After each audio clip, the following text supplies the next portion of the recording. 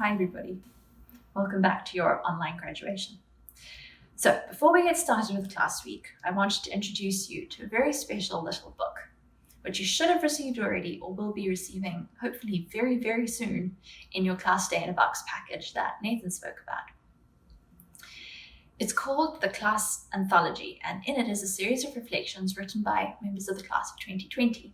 There's some space at the front for you to record your own thoughts and reminiscences, and many blank pages at the back for you to gather messages from your friends when we're all able to be together again. This isn't how any of us imagined we would end our time as undergrads, but my hope is that you'll be able to relate to some of the feelings expressed in the class anthology and hold on to it as a memento of a significant time in our lives. And now I have the honor of introducing the first speech of our program. Traditionally, the series reflection is given to commemorate the experience of just being a Yalie. Our 4 years here were, full of ups and downs, which makes a serious reflection all the more important as the speaker challenges us to find meaning in our experiences at Yale, in spite of all the differences that we might have had and all the challenges we may have faced.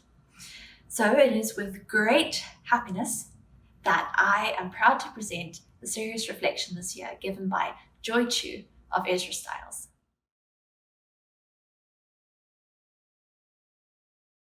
Hi, class of 2020. We're graduating this week. Not in a way that we ever expected, but we are graduating nonetheless. There will be no frantic packing of bags. There will be no final tearful goodbyes. No one is going to walk across any stage. But in 6 days' time, we will nonetheless officially become a part of Yale's history, trading in our identities as current students to emerge as graduates of the Yale College class of 2020. In these unprecedented times, in the complete absence of traditions we hold dear, what does it really mean to graduate? In more ways than just physically, COVID-19 has uprooted our class. It disintegrated our expectations for a joyous and bittersweet senior spring. It dissolved a sense of constancy and stability we never even knew we were taking for granted. For many of us, this pandemic has introduced uncertainty, hardship, and tragedy into our lives. Without diminishing the gravity of the situation, I find comfort in the fact that our time at Yale means more than the 1/16 that coronavirus stole. It's hard not to let the ending color the journey. But these past few weeks cannot and should not fundamentally change what Yale means to us and what it has meant to us for the better part of the past 4 years. And what does Yale mean? The onus is on us, now more than ever, to reflect and find what matters. What does it mean to be a Yalie? What brings our class together? Beyond the emotional bond forged from the pain of loss, what do we all share? My answer? Not as much as you might think. Admittedly, we're all human and now more educated and privileged, but the idea that we're unified or similar in some fundamentally Yale way is a myth.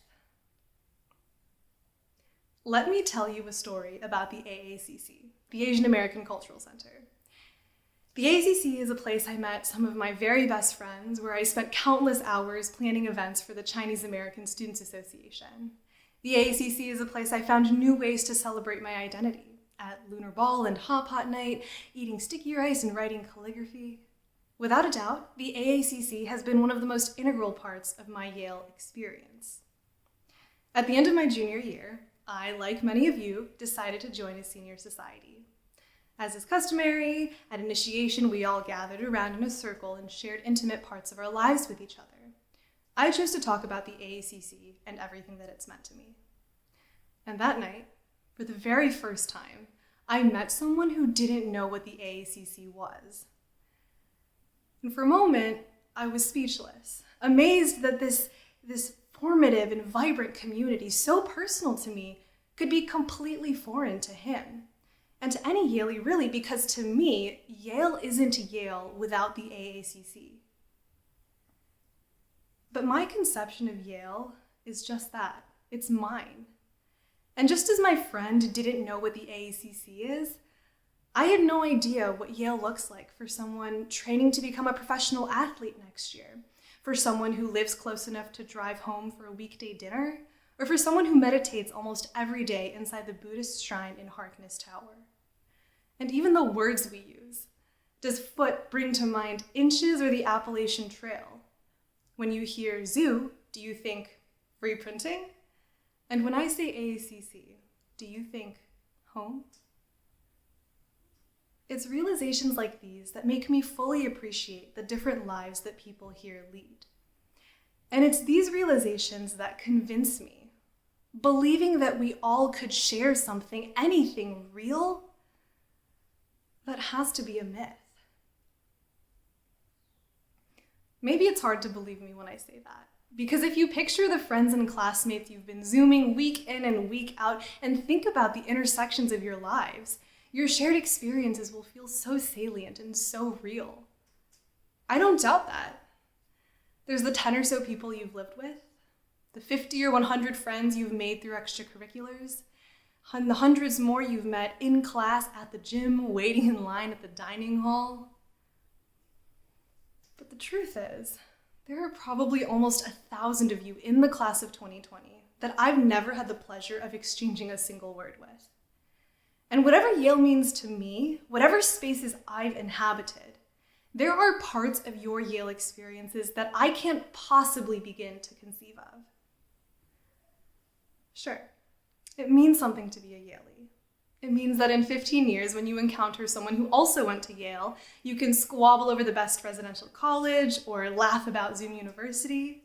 You can reminisce about our wins at Harvard, Yale, or your favorite G-Hev sandwich, or how pretty Sterling looks at winter's first snowfall. But the truth is, aside from participating in these same Yale traditions and sharing in some of these more surface-level memories, our lived experiences at Yale are so wildly different. And it would be a bit misguided to believe that there is some core quality about being a Yalie that unites us all.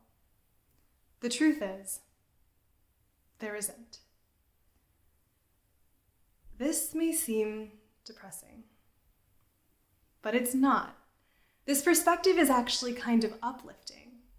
Because the alternative to believing that we share nothing in common would be to believe that Yale is so seductive, that 4 years here is enough to hammer parts of our identities into shapes completely indistinguishable from each other. As an institution, Yale sells us a version of the good life, things that we should value, things like prestige, academic excellence, professional success, productivity, critical thinking, and civil discourse. These can all be good things. They can. But it would be so horrible if we all journeyed through Yale like sponges, absorbing these skills and values and personality traits so that when we emerge on the other end, we've lost the fibers of who we once were and are similar enough, so saturated with things that are classically mainstream Yale, that I could stand here and give a speech today about what unites us all. It's uplifting to believe that there's infinitely more that distinguishes than unites us, because it means that we made conscious choices in occupying the spaces that we did. To put this more concretely, I want you to take a moment and think about who we were as pre-frosh. Probably excited and also hopeful at one of the most certain and also uncertain points of our lives. As pre-frosh, we had a set of expectations for what Yale would be like. We had ambitions and passions, we had hopes and fears. We came to Yale with an established identity and belief system. Standing here today, I can tell you that I failed to meet some of my expectations. I did things that surprised myself. I had incredible experiences and made friends and memories that I wouldn't trade for the world. But the thing that feels most personal to tell is that I'm not the same person I was 4 years ago. And maybe that's obvious, because it is obvious, but it's also the most important thing to reflect on. What stayed since you were a pre-frosh? and what hasn't. Because of Yale, I am more in touch with my heritage. I am less afraid of being judged for what I like and don't like. I know better what kinds of adventures I'd find fulfilling. Standing here today, my identities and values have been amplified and altered and challenged and enriched because of Yale and the experiences I had. The same is true for all of us. Yale gave us more than just access to a set of traditions and privilege, a claim to the term Yaley. Yale gave us the opportunity to find a fuller, more authentic version of ourselves. No matter how long it took for Yale to feel like home, whether you spent your nights pea-setting in bass or dancing in toads or laughing till your sides hurt in Styles F41, the chosen and eclectic experiences we've had at this institution have fundamentally changed who we are without compromising who we are. So, what's the point? I have no right to stand here and generalize about all of our collective experiences because they were all different. And hopefully they were experiences we pursued with intention, that we had the agency to choose. And as those experiences tried to change us, hopefully we fought to become better versions of ourselves with greater conviction in who we are and the things we value. So, in 15 years, when this pandemic is far behind us and you're thinking back to your bright college years, don't just be proud to be a Yaley. Be proud of the person that Yale shaped you to become. Thank you.